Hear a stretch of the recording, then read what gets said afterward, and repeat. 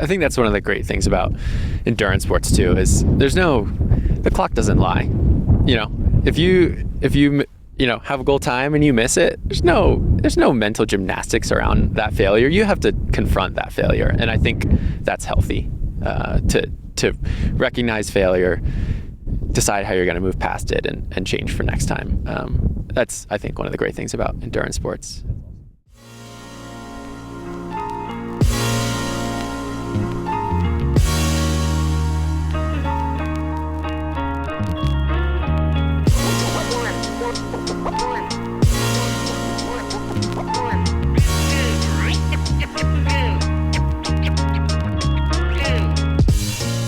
Welcome back to another episode of The Painful Purpose, the platform where we discuss the different philosophies of mental discipline and engage with some of the most exceptional minds to unravel the paths and principles taken in their pursuit to mental mastery.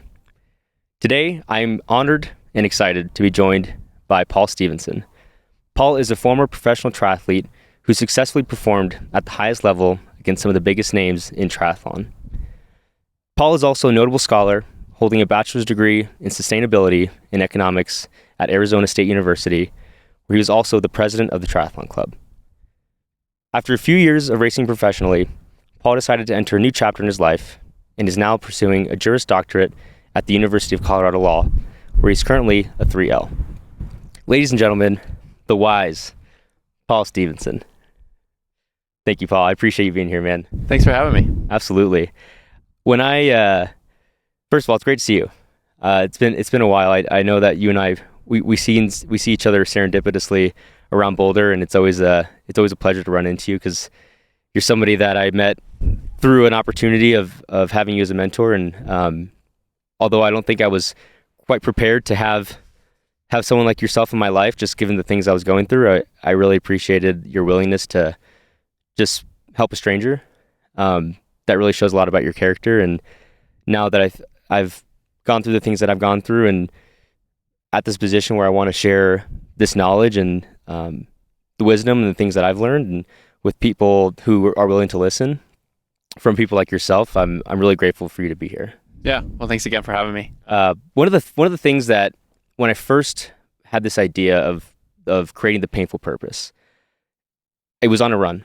So I was again just reflecting on the lessons, wisdom, all these things that I've learned from people like yourself, friends and family and coaches. So I got back to my house after that run and I sat down and I created 2 lists. The first list was ideologies, philosophies, lessons, and principles, right? Things that I thought were the key to becoming a better version of yourself. And then the second list was people who reminded me of those things. And you were one of the first names that I wrote down, honestly.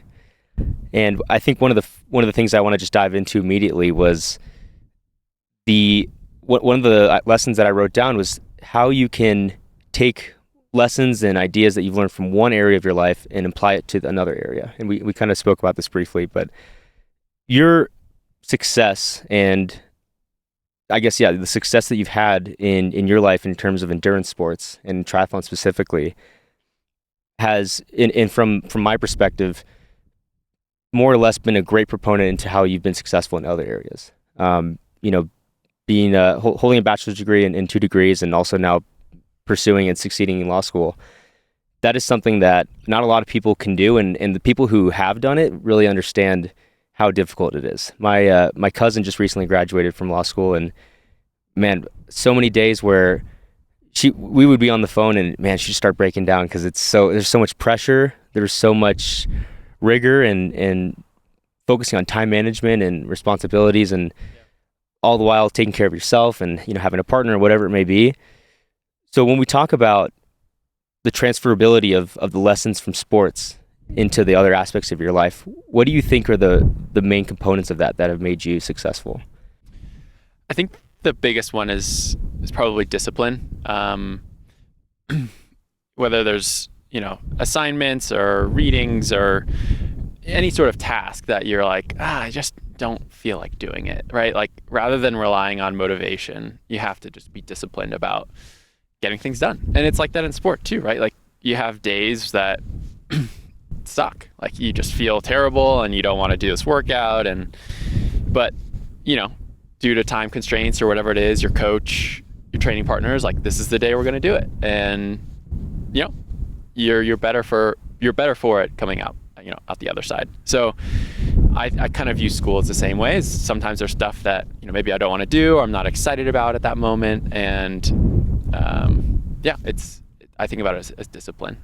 One of the things that I've had to experience, even with this podcast so far, is the thought of like doubt and like the fear of failure, right? I'm sure we've all experienced that. You probably had more opportunities to experience this than I have, but like even with this podcast, where it's that moment where like, is this what I want to be doing? Is this the right thing for me, right? I can imagine that you've felt that in law school, especially like when I look at my experience in university and grad school. There's moments where like, why am I learning this? Like, what is this really important for me? And yeah. So have you had those types of feelings, and how do you remind yourself that it's for the future of who you're going to be, not who you are right now? I mean, absolutely, 1,000% have had those feelings. And even before school started, when like even the process of deciding to go back to school, right?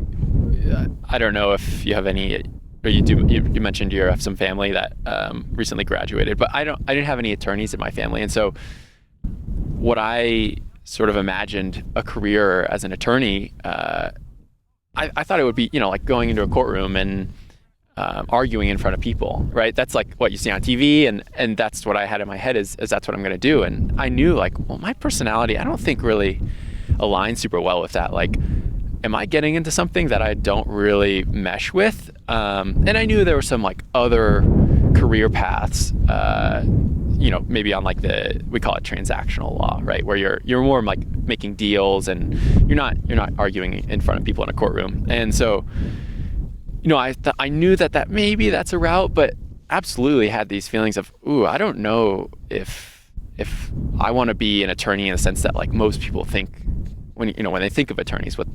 I don't think that's for me. But here I was headed towards this career path that is exactly that. And so, I took a lot of time talking to peers, mentors that I've had throughout my life. A lot of those connections came through endurance sports, cycling and running and swimming. Seeing what are the other career trajectories out there for after law school. Along the way, just reminding myself, I'm maybe going down a different path than some or most of my peers are, and I have to be confident in that. That's true. How did you? I think it's difficult to sometimes accept advice from people, like from mentors and things like that. How do you think that played a role in terms of the moment where you had this idea? I guess I could back up and ask you, where did this idea of going back to school and going to law school really come from for you? Yeah. After I finished my undergrad, that I wanted to go back to school, but I wasn't sure for what yet. And I didn't want to go back just to go back to school, just to like prolong working. That's I fair. didn't think that was the most informed or, maybe, the best approach. So I worked for 6 or 7 years after undergrad, kind of learned a lot about myself. It was a good opportunity to pursue triathlon and, get some general work experience. I had a couple friends who had gone through law school, talked to them a bit. They said like, I think you'd be a good fit in this. And ultimately it was a combination of, I think a financial decision, like, if I want to have sort of live the lifestyle that I want in the future, I think unfortunately in some ways our society requires some higher level of education. And so one, it was a future financial decision, investing in myself. And then two, kind of going back to like this concept of rigor, right? Like I think just being drawn to something that's intellectually very difficult and stimulating and nuanced was attractive to me. It was an opportunity to work in a field that you're constantly learning. You get to work with people, and intellectually it's challenging, and I was drawn to that sort of aspect of challenge. That's true. And it's like they say, you practice medicine, you practice law, because it's always changing, right? There's always new things to learn, and especially like in medicine, there's new technology that comes out that changes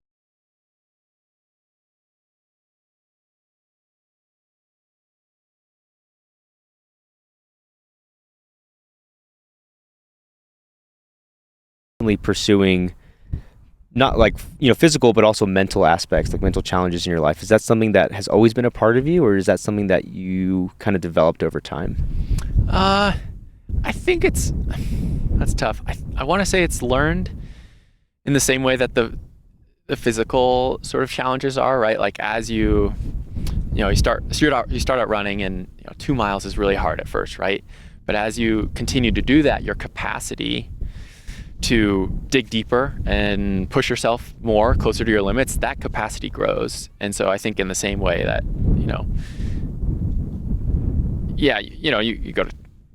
you go to college, you pursue that, and you get some intellectual stimulus there, and then when I started working, the work environment was just so much more stagnant feeling than an education or a learning environment, and I sort of like I missed that. I feel like I didn't appreciate it while I was in undergrad, and so I think seeking that out is something I've learned to love and enjoy. Okay. And when you were in like working after college, you were also, when was the period of time where you started racing professionally? Was that leading up while you were also working out of school, or explain that timeline to me? Yeah. So I finished my undergrad in 2015. I immediately started working full time, and I believe I started racing professionally in 2018.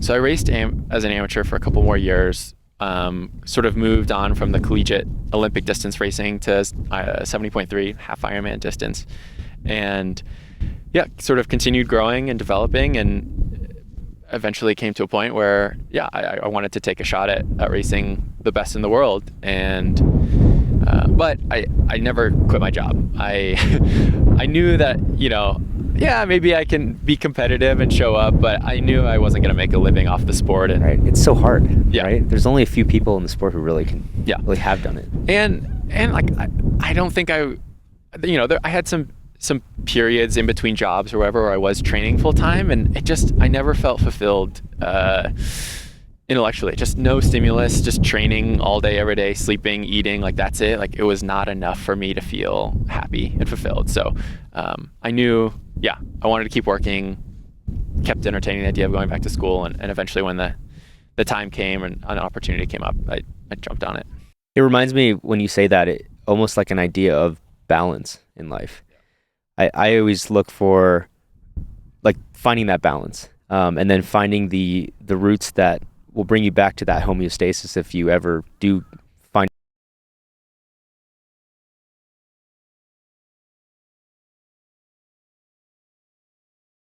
enough stimulus on the other end that was really leaving you unfulfilled.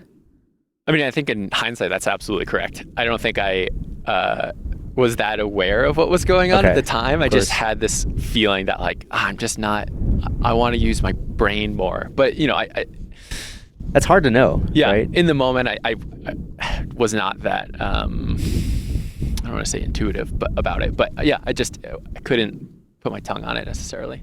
And that's difficult to be able to step back and assess your situation and know what the next move is, what the right move is. I think I struggle with this as well going into college, and at that age when you're 18 to 23, you have to make so many decisions that are going to put you on a different path, and it's so insignificant yet so significant because it ultimately will lead to who you are. I always say that you are a product of the decisions you made 4 or 5 years ago. And, that's a constant, like a continuum of, in a few years, based on what you do today, it's going to impact your future self. Which is kind of like what you said a few years ago before you started law school. You decided, I need to invest in my future self. And that's something that I think is really difficult for some people to realize, because people are just so in the moment at times. You always got to be forward thinking. Do you think about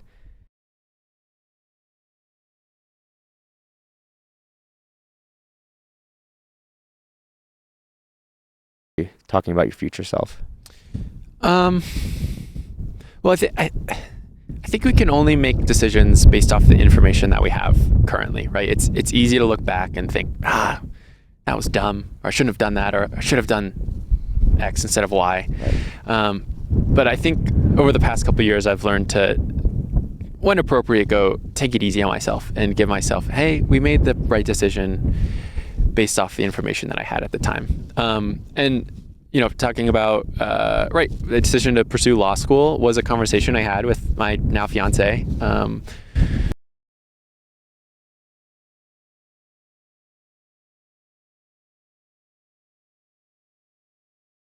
That and start applying to schools. It was a conversation about, hey, do you want to do this together? Is this something, do you want to move? Like, what kind of places would you want to move? And the whole process of picking schools and applying to schools and doing visits, Right. We did that together and That's sort awesome. of made those decisions in tandem, making sure that both her career had good prospects wherever we decided to go, and that, geographically we'd be happy, mountains, ocean, whatever it ended up being. Yeah. That's really interesting, because one of the things that I always look back to in my life is this idea of the power of good company. I have mentioned on this podcast before, in some of the episodes where we talk about getting through hard times in your life, and more granularly, more like hard topics or hard situations, like in the physical sense, getting through a 20-mile run. If you're going out to the Boulder Reservoir and you're trying to do that by yourself, it's always going to feel more difficult when you're alone. Yeah. But having company can make a huge impact on your physical body, and also like just the mentality of getting through a situation. And I know that you mentioned you have mentors and things like that in your life that have put you through or gotten to the next stage. Do you think that that's like, do you see a different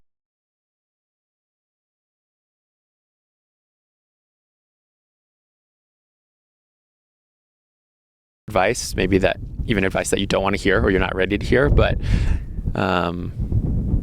being able to, I think, internalize that and act on advice that you're given is a skill as well that you can learn and develop. And again, something I've continuously worked on, I feel like, for a while now. And absolutely, if you can act on advice or even in an informal conversation, and make a change for the better, I think that that feels like the game to me. That's true.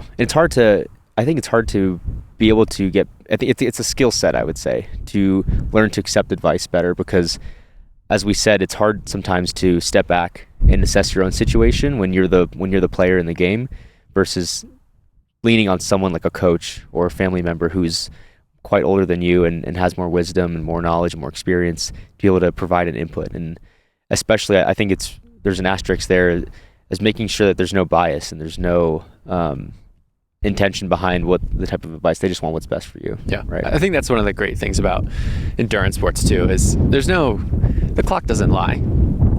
If you have a goal time and you miss it, there's no mental gymnastics around that failure. You have to confront that failure. And I think that's healthy, to recognize failure, decide how you're going to move past it and change for next time. That's, I think, one of the great things about endurance sports. That's awesome. Do you think that has played a role in your life in other aspects in terms of failure outside of endurance sports? I think it keeps, I think, in some way, you humble, right? If you're constantly confronting failure through sport, right? I was supposed to run a mile in 7 minutes and I ran it in 7:05. Like, that's a failure. And like, that's great, right? You need that sort of constant humility reminder, because then you can take that attitude into other areas of your life. Like you kind of started out, we started out talking about, I think carrying that lesson over about, hey, failure could be right around the corner. We need to prepare adequately and let that guide our decisions and be aware that that's a possibility. Absolutely. I think about this year, I know we haven't spoke too much, but I really wanted to qualify for the Boston Marathon. Okay. And so since January 1st, I started coaching, working with Rick Rojas. And Yep. At that time, I couldn't run 1 mile at 6:45 pace.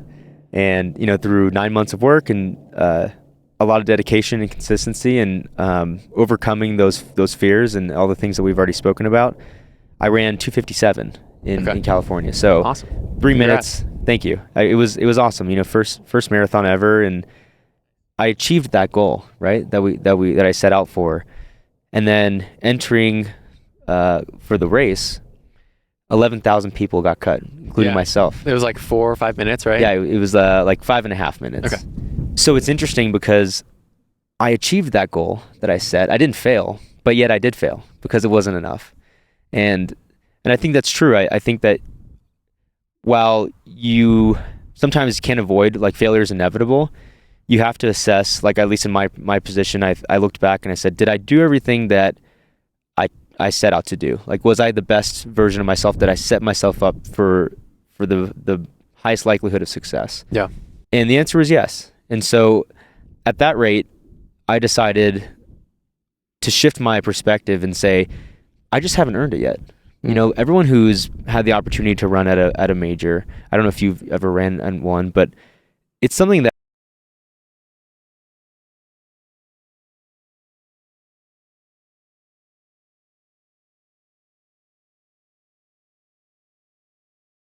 with Rudy Von Berg. He just won Ironman Florida a few weeks ago. When I look at someone like that and I see the numbers that he's posting, just any athlete, you know, insert name.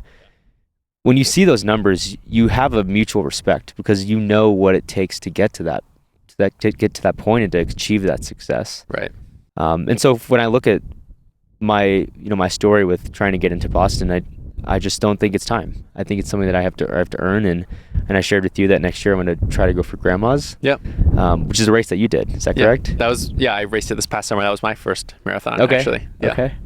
A lot faster than what I would probably be doing, but it's all good. We got to start where you're at. It's relative, right? Yeah. But yeah. No, I think it's super impressive, and I think it's also a good way to think about life in terms of, like, relativity, where it's, you know, your best effort is not going to be my best effort, and vice versa. We look at some of the best triathletes in the world, like people like Rudy and Sam Long, all people native of Colorado, and you know, we have to just have that respect and understand that some things are never given. I think that's kind of what the point I'm getting at with this idea of what's earned versus what's given. And for me, that's been one of the biggest lessons in endurance sports is, you know, I could travel across the world and run with someone and have that mutual respect because I understand the work and experiences I've been through and understand that you've probably been through something similar. Sure. Which is why I hold a lot of respect for you, because I know that you've been through that, and then seeing you excel in other areas of your life.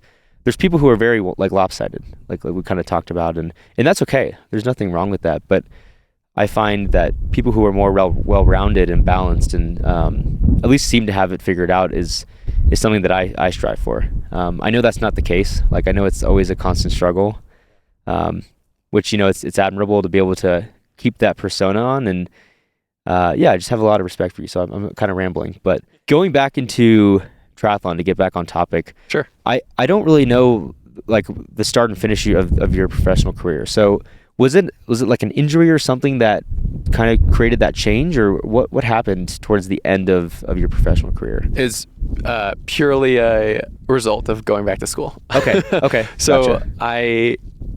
You know, you hear on TV or see friends, whatever, like, law school is a tough thing, right? It's a time-consuming pursuit, and for whatever reason, I went in with the idea that I could keep pursuing triathlon at the level that I, you know, was at the time during school.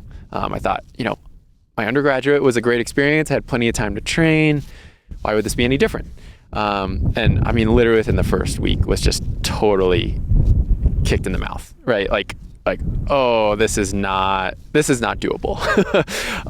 And so pretty immediately, like, I was signed up for a race, and so school started in August. I had a race on the calendar in, like, September, October, and, like, immediate was like, nope, we're not doing that. Full pivot. We need to reevaluate, like, what I'm doing.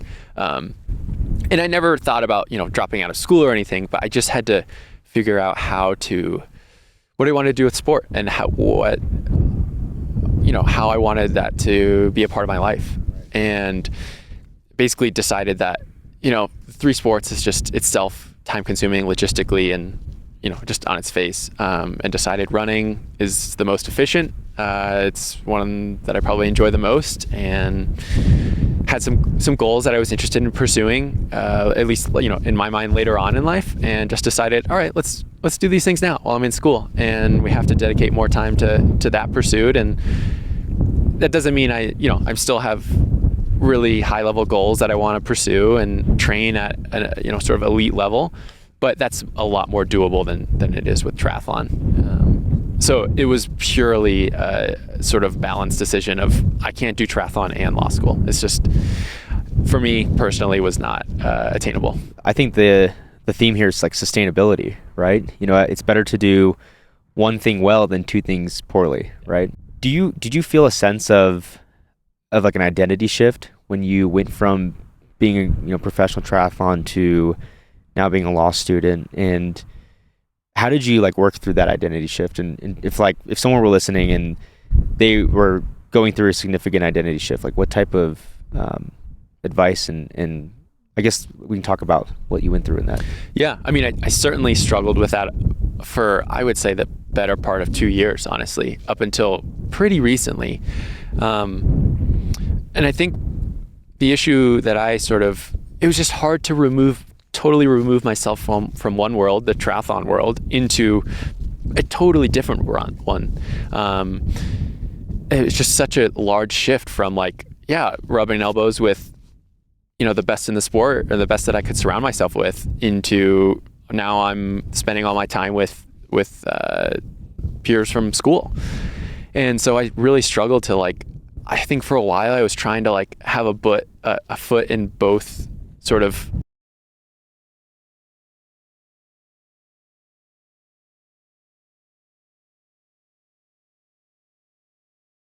life. I was all about just committing to one thing and doing it well.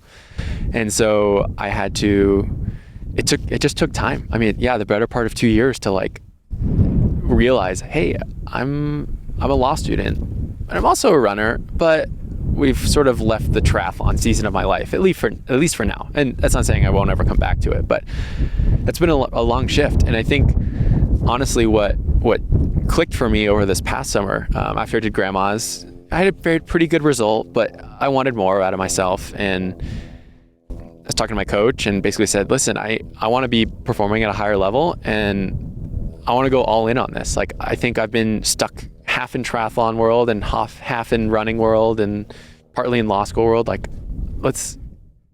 want to make a change here. And so he's been really supportive of that and just taking running more seriously. And that's given me the space to say, okay, school and running, let's take those two. And kind of negate the rest for now, right? Because that's the difficult thing, is I don't want to say it's a form of your ego, but it's a form of your character and who you are, right? Based on the activities you do. And it's really difficult to say goodbye to those things sometimes, especially if you love them and you've made that commitment to this being a part of your life. Especially I've never had that opportunity to take it as a full-time endeavor, but for you, I can imagine that's a hard transition.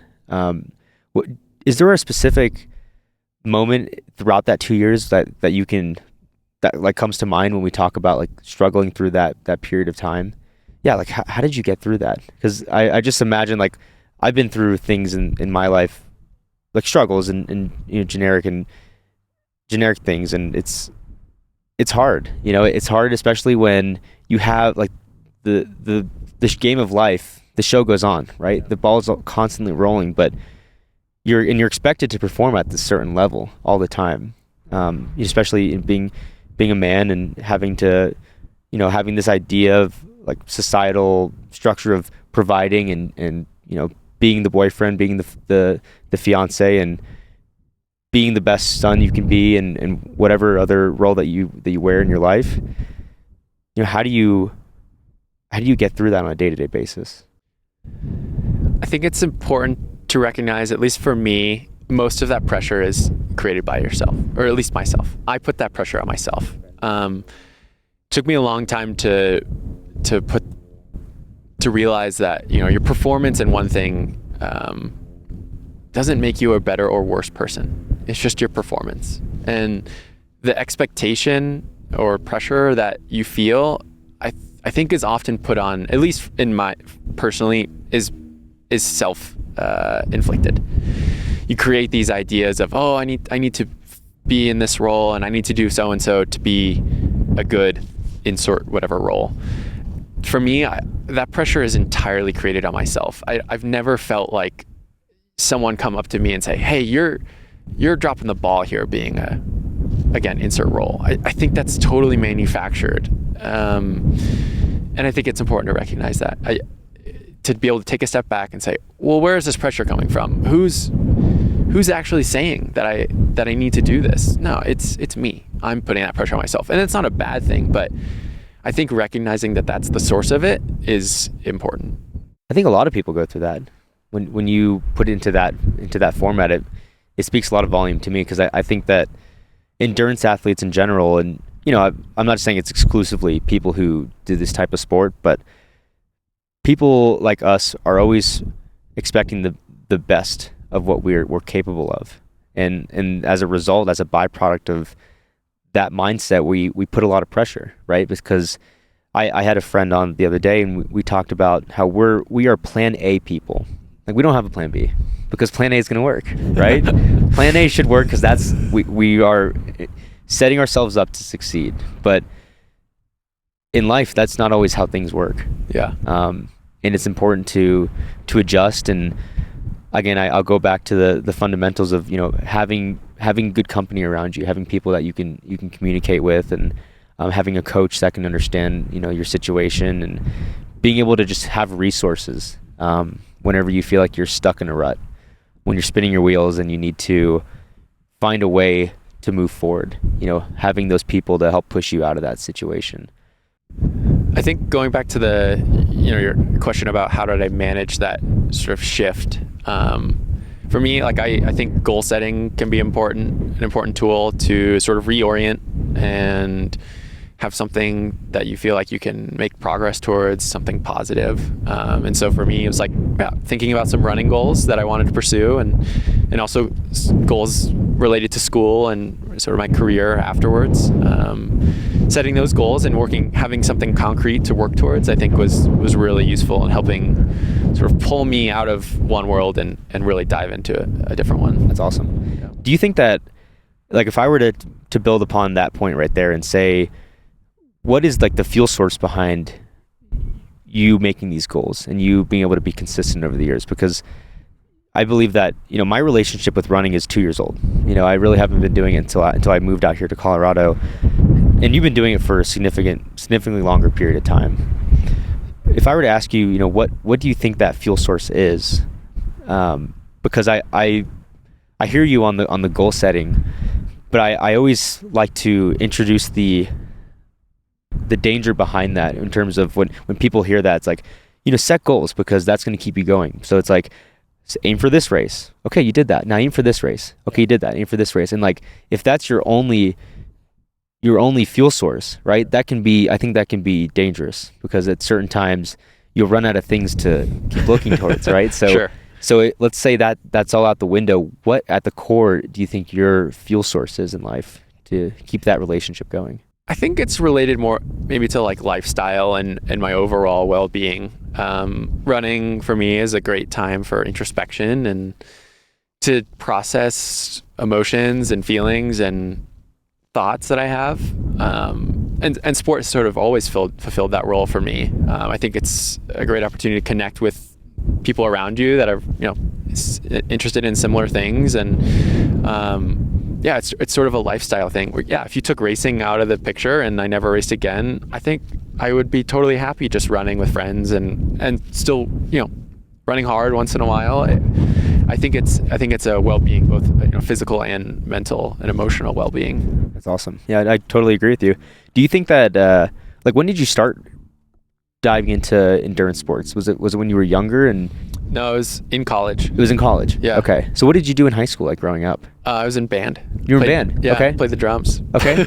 So you're a musician. Yeah. More or less. Okay. Interesting. I played a couple years of tennis, but that was really the extent of my athletic training before college. That's awesome. Late bloomer, as you say. Yeah. Do you think, interesting with the music, that there is any correlation with your success, and or not necessarily success, just your interest in endurance sports and the overlap with music? I don't think so. I don't. No one's ever asked me that. I've never thought about that, to be honest. Well, let me expand. So, I love music. I'm a big music person. The reason why I love music is because it is something that, at its final stage, sounds so fluid and natural. Obviously, depending on the genre. Yeah. But let's just take that, like that, whatever that means to you, right? Like Sure. fluid, natural, flowy, whatever it is.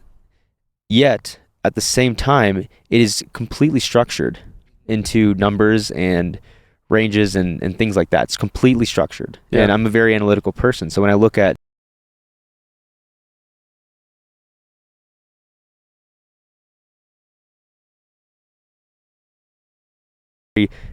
granularly, it's very quantitative. So I guess that's kind of what I'm thinking about with my relationship with music. And one of the things that I've continued to let myself down on is I want to practice more. I just feel like I don't dedicate enough time to it. And that's my own fault, right? Something that we're constantly, like I always try to say, and be transparent, that I'm constantly working on improving myself. You know, Yeah. I wish I could read more. Yeah. Wish I could dedicate more time to music. But yeah, do you ever see any overlap with just, I guess, I don't know if you still play music, but if you do, how that's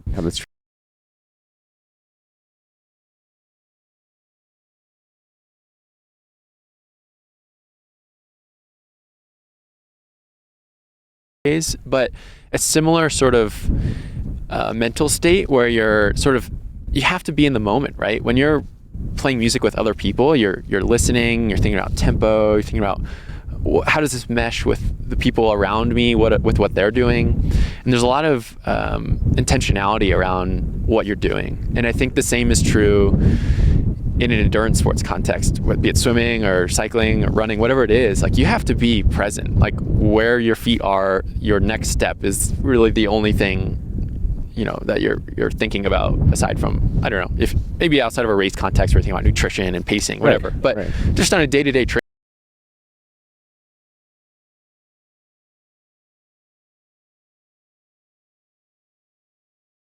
No, I think that's a great point. Going back to college, you know, you studied economics and sustainability, right? And then in addition, you were the president of the triathlon club. So that's a leadership role, Yeah. right? Have you always seen yourself as a leader in that regard? No. Okay. Not at all. So tell me about that experience then, because I guess, how did it come to be? Why did you end up being the president of that club? I think it was a mix of, like, you know, politics nonsense of just like any, you know, organization where there's passionate people. I think of myself as a pretty, like, level-headed, diplomatic sort of personality in the room compared to most. And yeah, I think the club overall was struggling, and yeah, there was an opportunity where I just said, well, I'll step up, I guess. But it wasn't something that came natural at all. I was pretty uncomfortable for the duration. I still feel pretty uncomfortable in leadership roles. I prefer to be like the person behind the scenes making things work. But I guess there are some contexts where that's preferable for a leader in some ways, I guess. I don't know. Definitely. I think of you as like an opportunist. Yeah. Right? Because you saw an opportunity, and maybe it's not for your personal gain, but it's for the greater good of like an organization or other people. Yeah. One of the things that I look at as, like, I consider myself an opportunist as well, is the unexpected benefits and outcomes of a certain situation. So when you decided to become, you know, absorb or to take on that role, what are some things that happened, or I guess I can ask you first, is did things happen and benefits that you didn't expect to happen to you occur? Like lessons, wisdom, character growth, things like that? Yeah, I think one thing it forced me to do is put myself in the shoes of multiple Right. So, triathlon in college is a club sport. We don't have the funding or the support system of NCAA sports. And so Yet. It's very optimistic of you. I'm probably more jaded. But you don't have the structure that's in place. And so anything that you want, you have to create. And so it forced me to go through this exercise of putting myself in the shoes of all the various members on the team, whether it's our top performers, the sort of elite, the best guys and girls on the team, versus the people that are just trying to get into the sport or coming over from another sport because they're injured or whatever, right?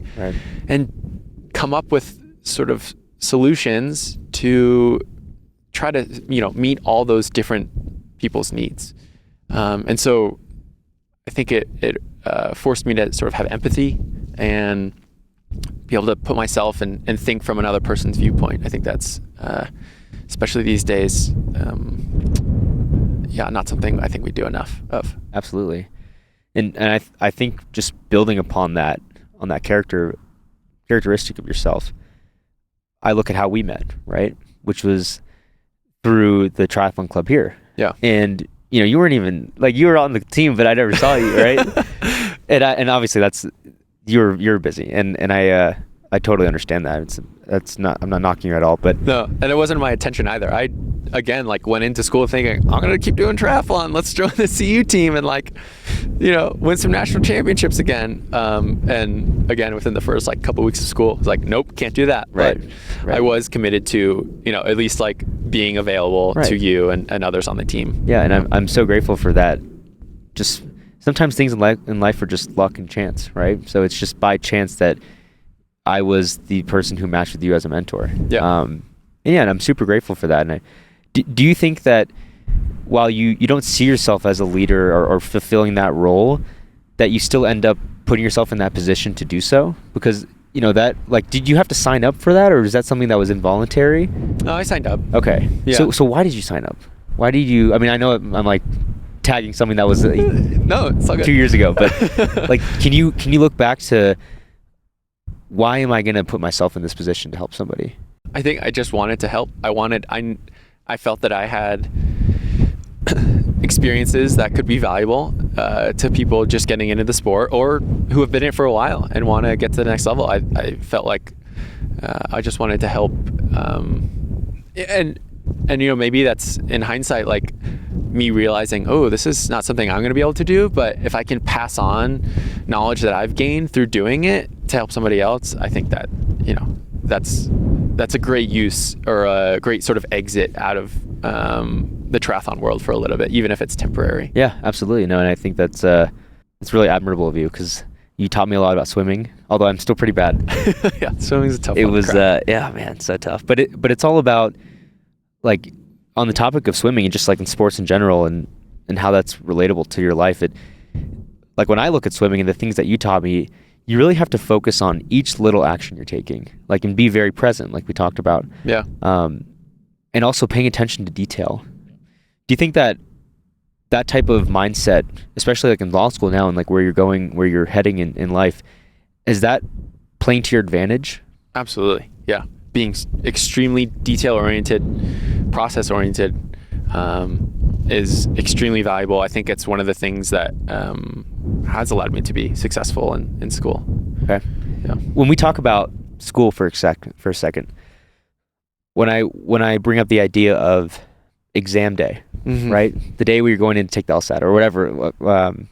Now you're in law school, so you're taking actual law exams or law papers. Yeah. I don't know how that works, but comparing that to race day, how do you prepare for that mentally? Do you think there's a lot of crossover in terms of visualization and preparation? Walk me through how you go through that. Yeah, I think there is a ton of crossover, at least from maybe not from a physical side, but maybe there's some too.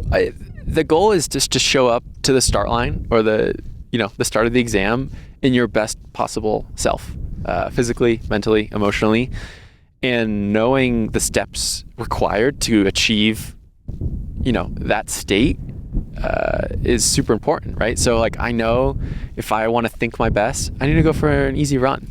And I know if physically, I want to feel good. Yeah, I need to move, like, get my heart rate up a little bit in the morning and move or find some movement, whatever that looks like.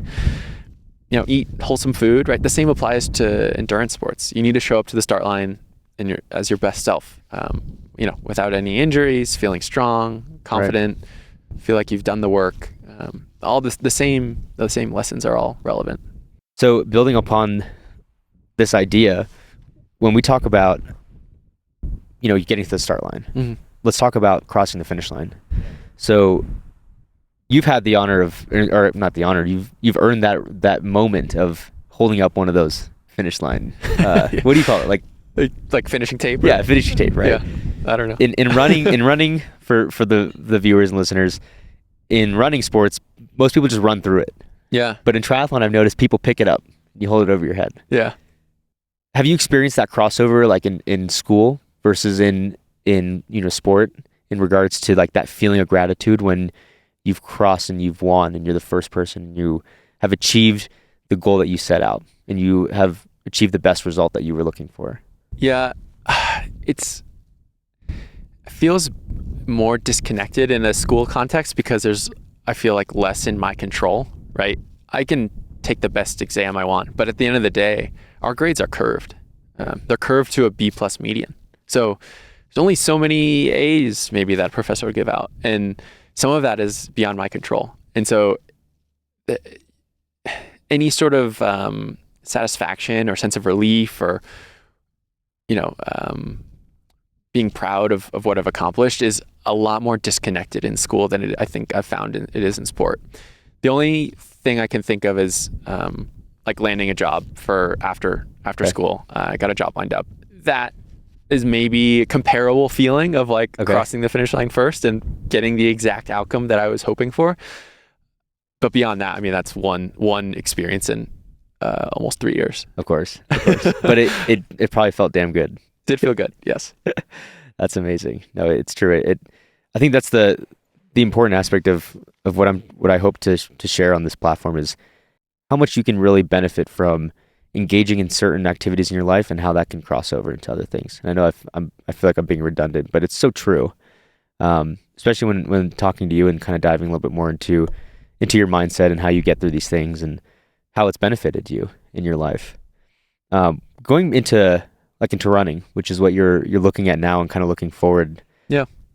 For the time to come in your next few years. When you are in those moments where you have that opportunity to quit, where your mind is telling you, it's time, Paul, stop. Yeah. How do you work through that? Well, I think there's a couple of contexts, right? I think about why I'm thinking about stopping or quitting. Is it because I'm in physical pain, like something's injured, in which case I'm pretty risk adverse and will mostly stop? Or is it just oh, this is getting hard and I don't want to do it anymore? I honestly rarely come across moments like that. I think I have this sort of constant positivity or optimism about running. And even if I oh, that interval is supposed to be 5 minutes and I ran 5:05, I'm it's only 5 seconds. You do some mental gymnastics to be no, we got 98% of the way there.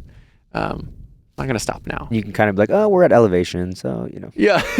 Yeah, I mean, sure, there is some mental gymnastics that go on, but, I feel like it's really rare that I'm I just want to stop.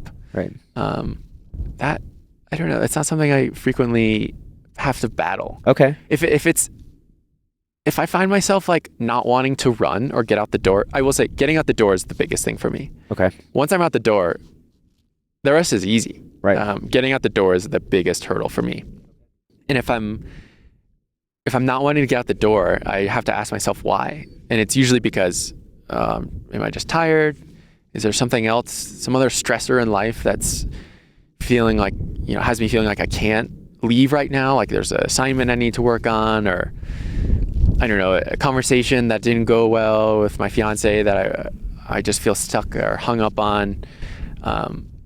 And so I have to do some introspection and think about why I'm feeling I'm avoiding running or I can't leave right now or get out the door. What the barrier is. Yeah.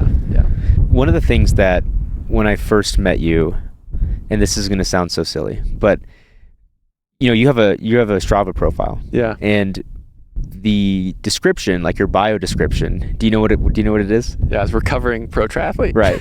I think it used to be morning person. Oh yeah, it did. And that was something that, like, I still remember, because like I love that. I'm like, oh damn, it's so good. Like, just so like simple yet like significant. Yeah. When we talk about the mornings, how do you think, like in terms of importance, in terms of the rest of your day? Yeah. How important is it to get something done?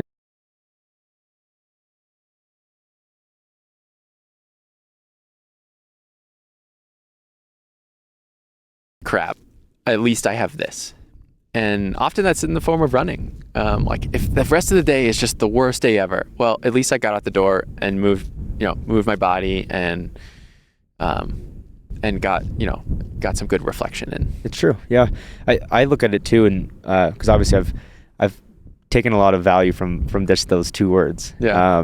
And I think of it as, especially in the morning, like when we have school and we have work and we have life, the morning is the moment where, at least at that stage, from when you wake up, nothing is interfered with your mindset, right? You can get up, you can get out, and it's not like when you're at the end of the day, you've already given your time, your focus, your, all these factors that could influence your behavior. Yeah. At the end of the day, it can be so much more difficult to get that stuff done for yourself versus doing it in the morning. And yeah, I always think that it gives you an edge. I think, I don't know if you've experienced that in school, where, you have a hard day, you have a lot of stuff, people are complaining, you're like, yeah, I agree, but I also did this. Yeah. I don't know if you've ever experienced that. Totally. I mean, I think it puts things in perspective. Like, if I do a hard workout and then, show up to school for 8 a.m. class, like, having already done something hard, I feel empowered to do more hard stuff, more difficult things. And, whatever, there's nothing in school that's going to be as painful as, doing mile repeats or whatever it is on the track, right? Like, it's just not, you're not going to experience that much discomfort.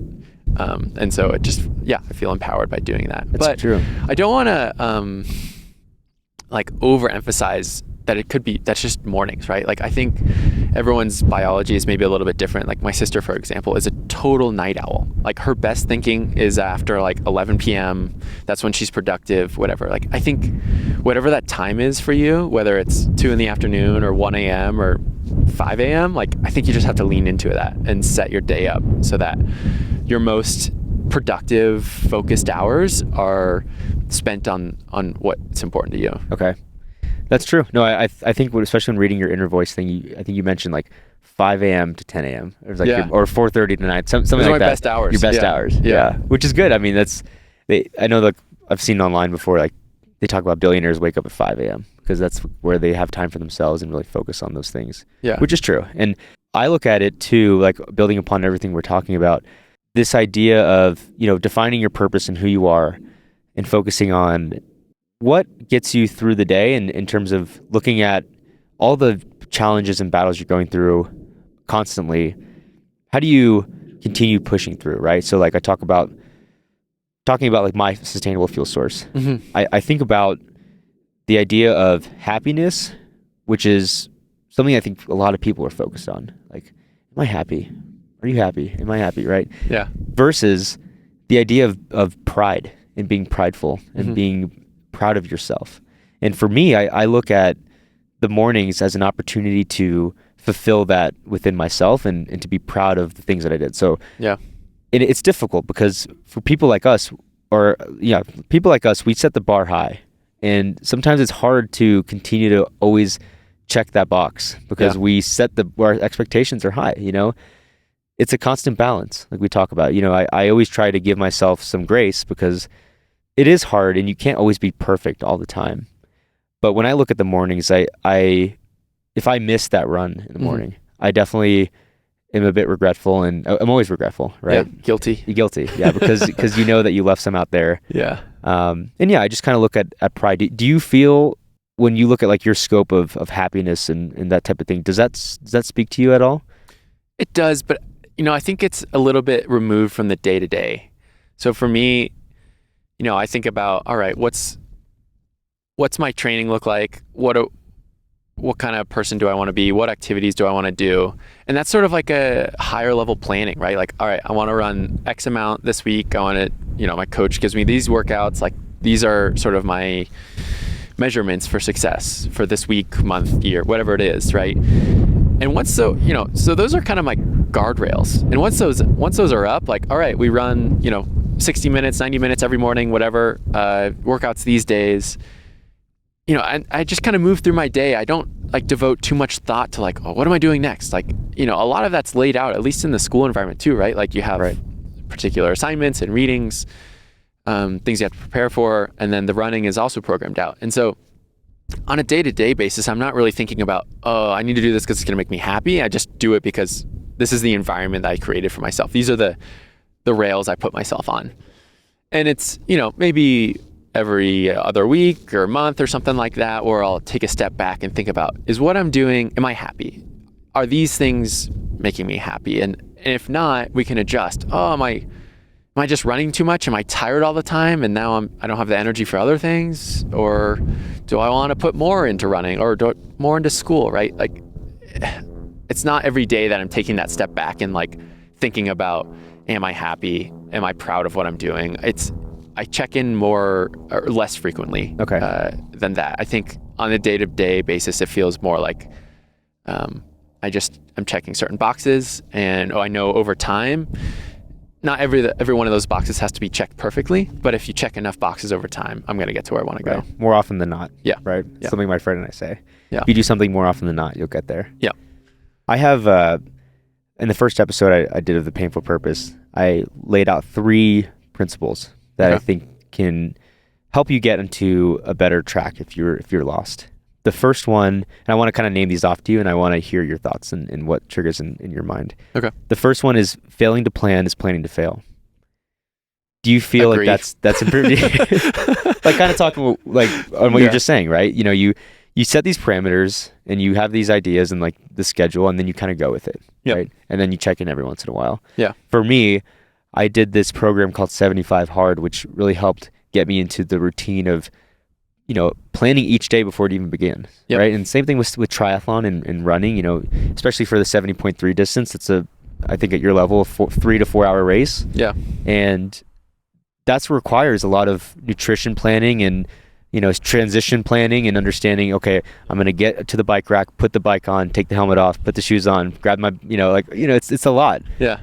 How do you think that's helped you in other areas of your life? I mean, every day, before I go to bed, I'll take out like the notepad on my phone and just like, all right, what's my day tomorrow? We're going to run at 6 a.m. or 7 a.m., whatever it is. I have class at 8, and then I'm going to have lunch, and then I need to work on this assignment, and then I have a meeting at 4. And like, we'll literally just write that out on a notepad. Like, what is the flow of my day look like? Okay. And then think about, is that right? Did I cover everything? Is there anything I'm missing? Is there anything I can add to this to, help my future self out down the road?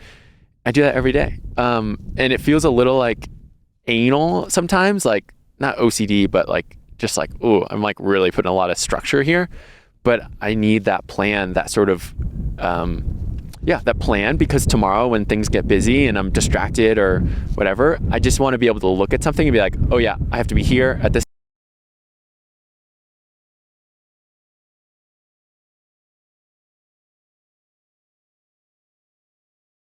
No, I think that's great advice. I also think that just the simple idea of taking out a notepad, even if it's not on your phone, right? Writing it down versus trying to keep it in your mind. Yeah. It's you write things down so you don't have to remember. Exactly. You're doing yourself a favor. And I think that's super important. And I think with everything, like even with coaching, like having a coach, having a professor, having a resource so that you don't have to think about certain things. That's what my coach and I talk about is, he's like, part of the reason you pay me is because I'm relieving you of the duty of having to think about what you're going to do the next day. Absolutely. So, instead of you waking up like, what am I going to do today? Am I going to do an interval session? Am I going to easy run? It's like, that's already planned out so you can just get up and go. And I think that's really important in a lot of aspects of your life. And of course, you have to be that coach for yourself sometimes. Like you have to be that figure. But ultimately practicing that skill set is going to, at least in my life, and I think in yours as well, is yielded a lot of success. Yeah. Especially on like a day-to-day basis. I another thing I've talked about on this podcast with 75 Hard and about goal setting and things in general is when you set a goal, like I'm going to run under 3 hours, or I'm going to be a professional triathlete, or I want to run grandmas in a certain amount of time. Yeah. You have a time frame, and it's a big goal, right? Yeah. And that can be daunting at times. But I always advise to help you to be able to digest that goal by dividing into small tasks.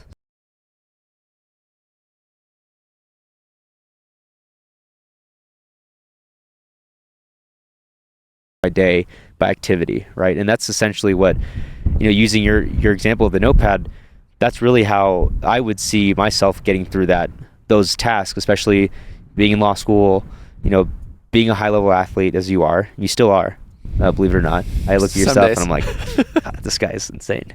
But yeah, just being able to be successful and also have time for your partner and for your dog and things like that. There's a lot of different ways you're being pulled, and to be able to successfully navigate that, I think I see a lot of success through your idea to plan ahead. Yeah. The only thing I'll add to that is you can't beat yourself up too much when your plan doesn't work or you can't stick to it. You have to have room for the curveballs that life throws at you, whether it's you pick up a cold, or the bus is late, or car breaks down, whatever. Like you have to give yourself the wiggle room for things that come up, and you can't be too hard on yourself about it. Yeah, no, absolutely, more often than not, right? Yeah, exactly. Yeah. So the second thing, thank you for that input. I think that's awesome. The second one is the fuel in your motor reflects how well your motor runs, right? So I'm talking about food and exercise. I'm more focused on food. Okay. How do you think that and I don't know your diet at all, but how has that, I'm sure you have an opinion and a strategy. So walk me through that, and how do you think that that's impacted your success in your life? Yeah. It's been a learning process from college until now of like constant refinement and sort of like living the lifestyle that I want. I'm mostly vegetarian. I'll eat meat like, I don't know, once a week, every other week kind of thing.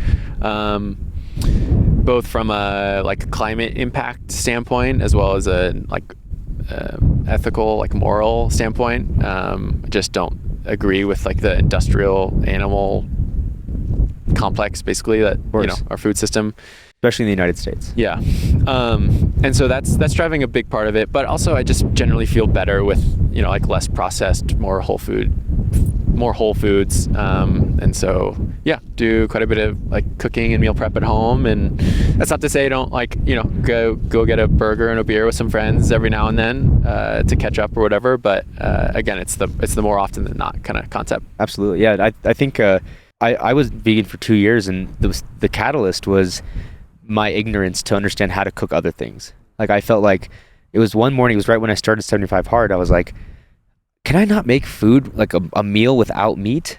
Like breakfast, lunch, sandwich with ham, or like, dinner. I was like, oh my gosh. So, and I had, obviously a community, right? I had a friend who was vegan, and we spent a lot of time working out and things like that together. So afterwards we would eat together, and before long I realized, I'm like, hey, this is actually not that bad. And it actually makes the decision process easier on a day-to-day basis. It's like, okay, well, I'm going to be plant-based, so that means like pretty much all fast food restaurants are out the window. Like, don't have to think about it. Like, it's gone. It's just out of the idea. And especially you go to like the Cheesecake Factory or something, like a restaurant with 500-page menu.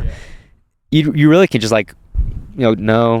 Oh, okay, this is good. Okay, so I have like 6 choices here. Like, easy. Like that helped me a lot. And I did that until this January. And the reason why I kind of deviated was because I was after like this idea of balance. The majority of my diet is still surrounds the idea of being vegan, but I just add different types of meats for as a better protein source. Yeah. And again, like that's kind of what I'm after, is balance, because unfortunately, being the capitalistic country that we are in, a lot of people have taken advantage of this plant-based what do I call it, like trend. Yeah. The plant-based trend. And there's a lot of stuff that's bad for you. There's a lot of bad things that are bad for you, regardless of whether you eat meat or not.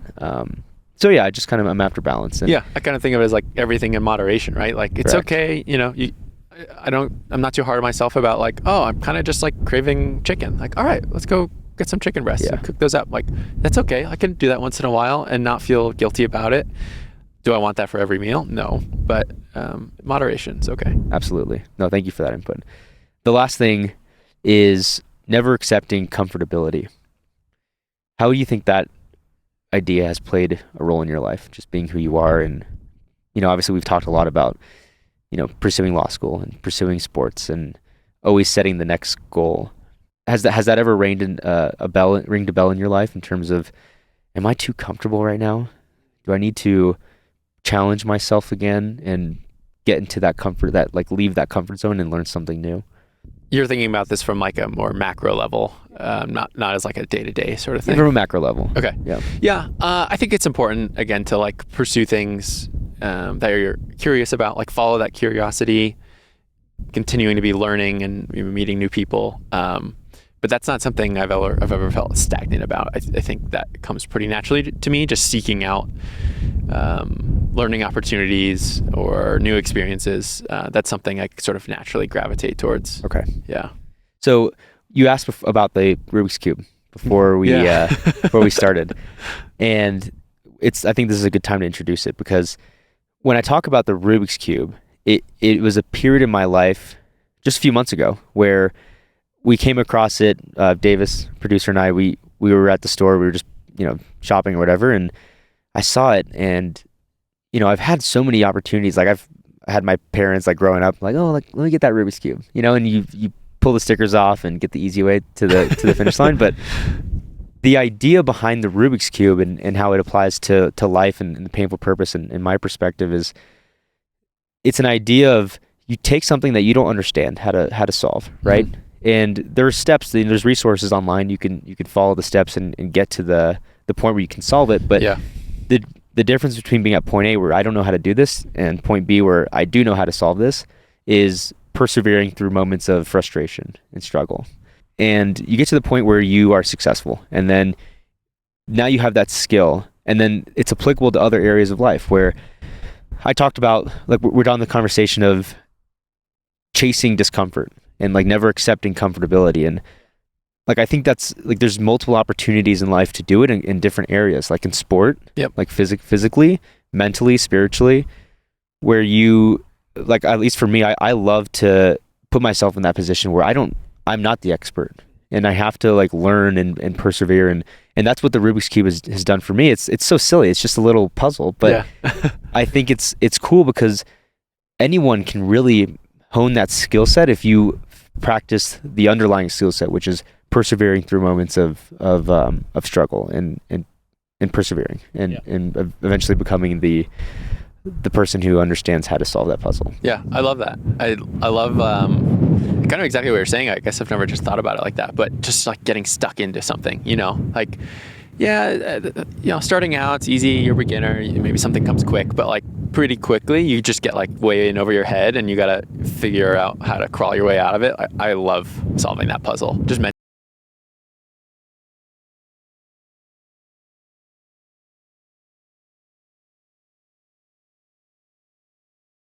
have this little token for you. Oh, it's thanks. Just for volunteering to be on the show. And just a representation of the things that you do and the person you are.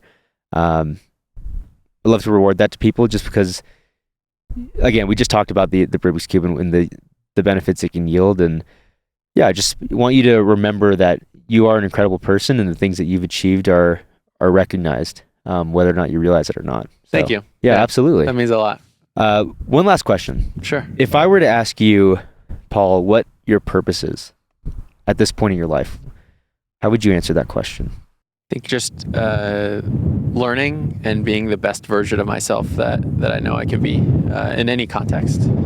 That's awesome. Thank you. Nice and concise. And I think that answer shifts over time, because there's different types of purpose, right? Like depending on what hat you're wearing. Yeah, and I think as you move through different seasons of your life, going through school, different relationships, different career paths, having something that I can always come back to, being the best version of myself that applies sort of globally, has been something that that's been important to me, especially over the past couple of years through a lot of transitions and change. Awesome. Totally true. I don't know if you're open to having people reach out to you, but if that's something you were open to, where can people find you? Yeah, always happy to chat. Instagram, I guess. Email. Strava. Shoot me an email. Strava is good. Yeah. Okay. Yeah. Okay. So we'll link those. Whatever you're comfortable with, we'll link in the description of the video. Great. As you guys know as well, we're on Instagram and TikTok with our short form content. If you're enjoying this windy day with us on YouTube and you guys are watching us, always hitting the subscribe button is a great way to support us and to never miss an episode. If you're listening on Spotify and Apple Podcasts, I do apologize. I should have said this in the beginning, but it is a very windy day, so we'll have some post-processing edits hopefully to mitigate that noise, but we do apologize in advance. Paul, thank you so much for being on The Painful Purpose, man. Thank you for having me. Yeah, absolutely. It was a pleasure. I'm really grateful for this. Yeah, happy to be here. Yeah, thank you, man.